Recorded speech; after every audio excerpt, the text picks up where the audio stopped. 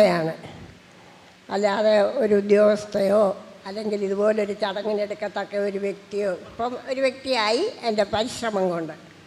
അവിടെ ഞങ്ങളുടെ ഓണാട്ടുകര, ആലപ്പുഴ ഡിസ്ട്രിക്ട് ഓണാട്ടുകരയിലാണ് എൻ്റെ വീട്. ഓണാട്ടുകര കൃഷിഭൂമിയായിരുന്നു. ഞാൻ 7 സഹോദരന്മാർക്ക് ഏറ്റവും ഇളയൊരു കൊച്ചുമകളായിരുന്നു. അപ്പം ഞാനേ ഉള്ളൂ. എനിക്കും പ്രായാധിക്യമായി. എങ്കിലും ഈ ചടങ്ങിൽ വരാനുള്ള ആരോഗ്യം ഈശ്വരൻ തന്നതിൽ എനിക്ക് അങ്ങേയറ്റം ഈശ്വരനോടും ഈ നിങ്ങളെ കാണാൻ പറ്റിയതിൽ നിങ്ങളോടും അതിയായ നന്ദിയുണ്ട്. നമ്മളൊരു കാര്യം വേണമെന്ന് വിചാരിച്ചാൽ അത് നടപ്പാക്കാൻ തീർച്ചയായിട്ടും പറ്റും. അതാണ് നമ്മുടെ ഇച്ഛാശക്തി. ഞാനിത് ചെയ്യും. ഞാൻ വാസ്തവത്തിൽ ഇത് ചെയ്തു തുടങ്ങിയത് എൻ്റെ ആരോഗ്യത്തിനും മാനസിക സന്തോഷത്തിനുമാണ്. എനിക്കൊരു കാർ ആക്സിഡൻറ്റ് 2-3 വർഷം എണ്ണിക്കാനും നടക്കാനും ഒന്നും ഇല്ലാതെ കിടപ്പായി. അപ്പോൾ ഞങ്ങളുടെ ഓണാട്ടുകര കൃഷിഭൂമിയാണ്. അന്ന് ഈ കച്ചിയൊക്കെ വിരിക്കുന്ന സ്ഥലം കളവെന്ന് പറയും. അങ്ങനെ കുറേ സ്ഥലം ഒഴിഞ്ഞു കിടന്നു. ഞങ്ങൾക്ക് പിന്നെ പുരാതന കുടുംബമായതുകൊണ്ട് ഒരു വെച്ചാരാധനയുണ്ട്. അവരുടെ ഉൽപ്പാദനം തന്ന പോലെ നീ ഇങ്ങനെ ഇരുന്നാൽ എങ്ങനെയാണ് ഈ സ്ഥലത്തൊക്കെ വല്ലതും വെക്കരുതോ. അങ്ങനെ അവരുടെ മുമ്പിൽ നിന്നും ഓരോന്ന് വെച്ചു. അത് കൊച്ചു പാത്രത്തിൽ വെള്ളം ഒഴിച്ചു. അത് പിടിച്ചു. നമ്മൾ വെക്കുന്ന ഏതൊരു സാധനവും പിടിച്ച് കാണുമ്പോൾ നമുക്ക് മാനസികമായിട്ട് ഒരു സന്തോഷമാണ്.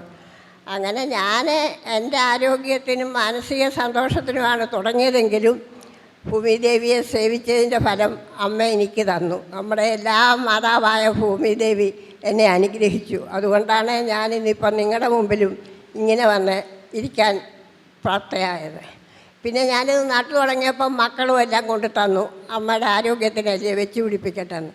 അങ്ങനെ ആലപ്പുഴ ഡിസ്ട്രിക്റ്റിൽ വനമില്ലാത്ത ഒരു ഡിസ്ട്രിക്റ്റിൽ കൈ നട്ട് വനമാവണമെന്നൊന്നും വിചാരിച്ചതല്ല, എങ്കിലും കൈ നട്ട് നനച്ച് വളർത്തി ഒരു വനം തീർത്തു.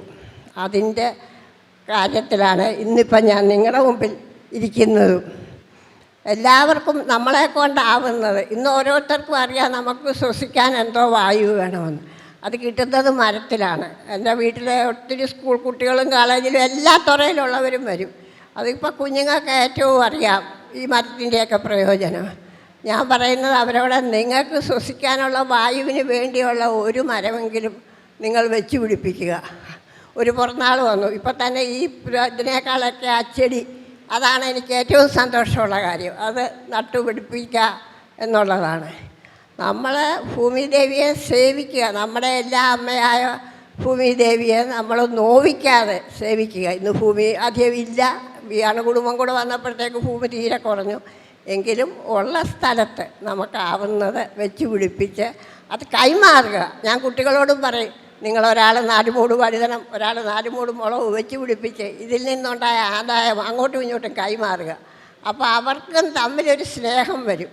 ഇന്ന് അങ്ങനൊരു സ്നേഹമില്ല. പണ്ട് സ്കൂൾ അടയ്ക്കുമ്പോഴൊക്കെ ബന്ധു വീട്ടിലൊക്കെ കുട്ടികൾ പോയി താമസിക്കും. ഇന്ന് അവരെ കുറ്റം പറഞ്ഞിട്ട് കാര്യമില്ല. അവർക്കപ്പോൾ പല പഠനങ്ങൾക്കും ഒക്കെ ആയിട്ട് പോകേണ്ടി വരും. അപ്പോൾ നമുക്കൊരു കൂട്ടായ്മ വേണമെങ്കിൽ തന്നെയും ഇങ്ങനെയുള്ള കാര്യങ്ങൾ മുമ്പോട്ട് നടത്തണം. എല്ലാവരും അവനവന് യോജിച്ച രീതിയിൽ, അത് റോഡരിവിലാണേലും വെക്കാം, എവിടെ ആയാലും വെക്കാം. വേണ്ടത് നട്ടുപിടിപ്പിച്ച് ഭൂമിയെ സേവിക്കുക എന്നുള്ള ഒരാശയമാണ് എനിക്ക് പറയാനുള്ളത്. എല്ലാവർക്കും നമസ്കാരം.